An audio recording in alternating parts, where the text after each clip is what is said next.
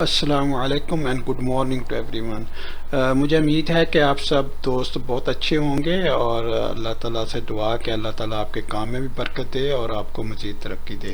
ٹھیک ہے, تو آج جو ہے بات کرنی ہے ایکس ایم ایل ڈیٹا کی. ٹھیک ہے, اس سے پہلے نا میں نے لینڈ ایکس ایم ایل جو سافٹ ویئر ہوتا تھا سول 3D کے آنے سے پہلے, اس کے اندر سے ڈیٹا کیسے امپورٹ کرتی ہیں اور کیسے جو ہے مختلف جو فیچرز ہوتے ہیں لینڈ ایکس ایم ایل کے وہ کس طرح سے جو ہے امپورٹ کر کے سول 3D کے اندر لے کے آتے ہیں وہ میں نے بتایا تھا. تو آج میں جو ہے آپ کو تھوڑا سا یہ بتانا چاہتا ہوں کہ بیسیکلی جو لینڈ ایکس ایم ایل ہوتا ہے یہ ایک ایسا فارمیٹ ہوتا ہے. ٹھیک ہے, جو مختلف جو آپ کے سروے کے جو ٹولز ہوتی ہیں ان میں مختلف جگہ پہ مختلف ٹول اس کو استعمال کر رہے ہوتی ہیں. ٹھیک ہے, اور اس کو استعمال کر کے اور جو ہے جو دوسرے ٹولز ہوتے ہیں ان کے اندر جو ڈیٹا ہوتا ہے اس کو ایکسچینج کر رہے ہوتے ہیں. تو land x M L is a general interchange format, یعنی جنرل انٹرچینج فارمیٹ ہوتا ہے for civil survey data. Civil survey data کا جو جس میں آپ کیا کر سکتے ہیں, امپورٹ کر سکتے ہیں اور ایکسپورٹ کر سکتے ہیں, اور جو ادر جو پروگرامز رہتے ہیں ان کے اندر آپ اس کو جا کے استعمال بھی کر سکتے ہیں. تو میں چاہ رہا تھا ذرا مزید اس کے اوپر بات ہو اور ایکسپورٹ کا بھی بتایا جائے. ٹھیک ہے, اور جو ہے ایکس ایم ایل فارمیٹ صرف یہ نہیں ہے کہ لینڈ ایکس ایم ایل سے اس کا تعلق ہوتا ہے, بلکہ ایکس ایم ایل فارمیٹ جو ہے اور بہت سے ٹول اور بھی ٹول جو ہوتی ہیں وہ بھی جو ہے اس کے ڈیٹا کو ایکسپورٹ کر رہے ہوتے ہیں اور ایکسپورٹ کر کے ایکس ایم ایل کے فارمیٹ میں اس کو استعمال کر رہے ہوتے ہیں. تو اس طرح سے نا بہت آسان ہو جاتا ہے کہ ہم جو اپنا ڈیٹا ہوتا ہے ایکس ایم ایل کے فارمیٹ کے تھرو ایک سافٹ ویئر سے دوسرے سافٹ ویئر میں جو ہے ٹرانسفر کر سکتے ہیں یا اپنا ڈیٹا ایکسچینج کر سکتے ہیں. اور جو بھی ٹول دوسری کمپنی استعمال کر رہی ہیں جس میں ایکس ایم ایل فارمیٹ جو ہے وہ ریڈیبل فارمیٹ ہوتا ہے, تو اس کے لیے جو ہے آسان ہو جاتا ہے کہ وہ اس فارمیٹ کو استعمال کر کے اپنا جو ہے سارا کام جو کر سکے. ٹھیک ہے, تو ایک جنرل فارمیٹ ہے بیسیکلی جس کے جو بیسیکلی بہت سارے جو سروے کے ٹول ہیں اس کے اندر یہ ریڈیبل ہوتا ہے. تو یہ کس طرح سے ہوتا ہے. ٹھیک ہے, یہ مطلب کہ جس طرح سے میں نے پچھلی ویڈیوز میں آپ کو بتایا تھا. ٹھیک ہے, بیسیکلی آپ لینڈ ایکس ایم ایل پہ چلے جائیں, یہاں پہ آپ کے پاس انسرٹ آ رہا ہے. ٹھیک ہے, لینڈ ایکس ایم ایل میں چلے جائیں, لینڈ ایکس ایم ایل پہ کلک کر دیں آپ.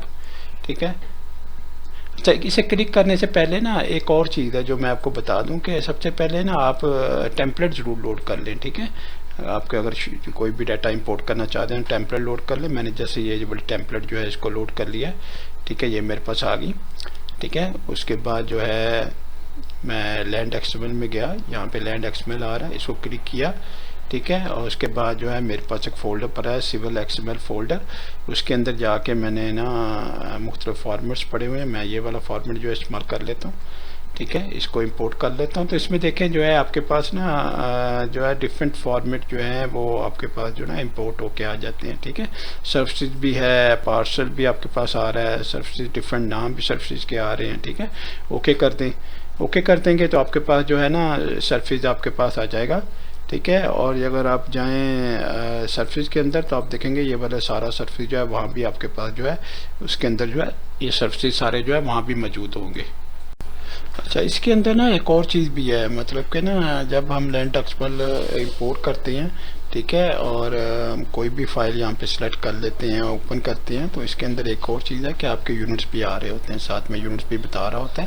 فیچر لائن کا بھی جو ہے سائڈ جو ہے فیچر لائن سائڈ جو ہے وہ کون سی ہے وہ بھی آ رہا ہے. ایڈٹ امپورٹ سیٹنگ بھی آپ کے پاس آ رہی ہوتی ہے. اگر فرض میں جیسے میں نے بتایا تھا کہ آپ کے پاس گلوبل سیٹنگ بھی ہوتی ہیں, ٹریڈیشنل لوکل سیٹنگ بھی ہوتی ہیں, فیچر سیٹنگ بھی ہوتی ہیں. ٹھیک ہے, اور کمانڈ سیٹنگ بھی ہوتی ہیں. تو اس طرح یہاں پہ بھی آپ کی سیٹنگ آ رہی ہے, تو یہاں سے آپ سیٹنگ بھی جا کے چینج کر سکتے ہیں کس طرح سے آپ کو امپورٹ کرنا ہے. ٹھیک ہے, تو یہ میں نے جو ہے بیسیکلی میرے ویڈیو بنانے کا مقصد یہ تھا کہ یہ والی ساری چیزیں جو ہے پچھلی ویڈیو میں نے نہیں بتائی تھی, تو میں چاہتا ہوں تو اس طرح اچھی طرح سے ڈیٹیل میں ایکسپلین کر سکوں.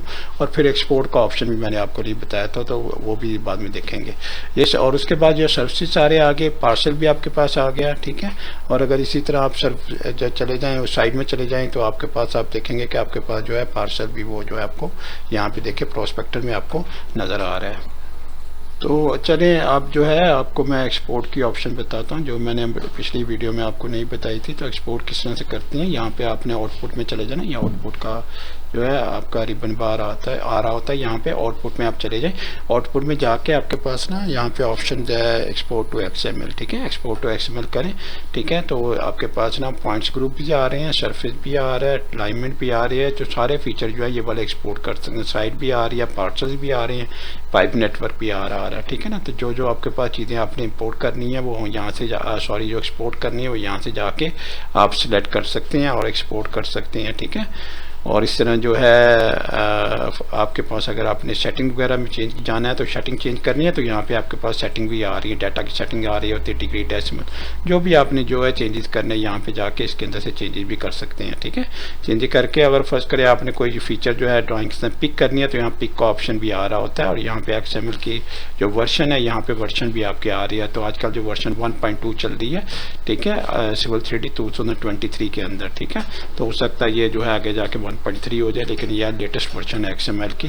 ٹھیک ہے, جو آپ استعمال کر رہے ہوتے ہیں, لیکن اس میں پرانی بھی دی ہوتی ہے. اگر پرانی کوئی ایکس ایم ایل ہوگا تو اگر اس کے اندر یہ والی ورژن استعمال کریں تو اس سے امپورٹ ہو جائے, یا یہ والی کریں تو اس سے امپورٹ ہو جائے. تو ڈیپینڈ کرتا ہے کہ ڈیٹا کتنا پرانا ہے, کیا صورتحال ہے.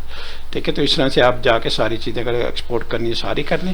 اگر فرض کرے آپ نے سلیکٹڈ کرنی ہے تو سلیکٹ کریں, سرفس نہیں کرنا سرفس ان چیک کر دیں. ٹھیک ہے, سرفس کرنا ہے یا پوائنٹ نہیں کرنے, جو بھی آپ نے کرنا اوکے کر دیں تو آٹومیٹیکلی جو ہے آپ کو یہ ڈائریکٹلی پوچھے گا, اور ساتھ میں ایکس ایم ایل جو ہے فائل کا نام پوچھے گا. ٹھیک ہے, تو آپ جو ہے اس کو فائل کو کوئی نام دے سکتے ہیں, ایکسپورٹ ٹیسٹ. ٹھیک ہے, تو اس طرح آپ ٹیسٹ کا نام سے کوئی بھی نام آپ دے سکتے ہیں جو آپ کو بہتر لگے.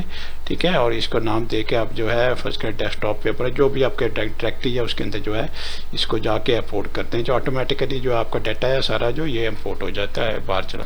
تو کہنے کا مقصد یہ ہے کہ یہاں پہ کہ جب آپ ڈاٹا ایکسپورٹ کر رہے ہوتے ہیں تو یہ ضروری نہیں ہوتا کہ آپ لینڈ ایکس ایم ایل کے سافٹ ویئر کے لیے ایکسپورٹ کر رہے ہوتے ہیں, بلکہ بہت سارے سافٹ ویئر ہوتے ہیں جو دوسری کمپنی استعمال کر رہی ہوتی ہیں, ان کے لیے جو ہے ڈاٹا آپ ایکسپورٹ کر رہے ہوتے ہیں, اور آپ کا جو ہے ڈاٹا جو ہے ایکسپورٹ ہو جاتا ہے. اس کے بعد وہ جو ہے اپنے سافٹ ویئر کے اندر اس کو یوٹیلائز کر لیتے ہیں. ٹھیک ہے, تو اپنا خیال رکھیے گا. ٹھیک ہے, بہت ساری دعائیں آپ سب کے لیے, اور جو ہے یہ ضرور ویڈیو دوسروں کے ساتھ شیئر کیجیے گا تاکہ ان کو بھی جو ہے انفارمیشن یہ والی مل سکے. اور اپنا خیال رکھیے گا. انشاءاللہ اگلی جو ویڈیو میں ملاقات ہوتی ہے. السلام علیکم ورحمۃ اللہ وبرکاتہ.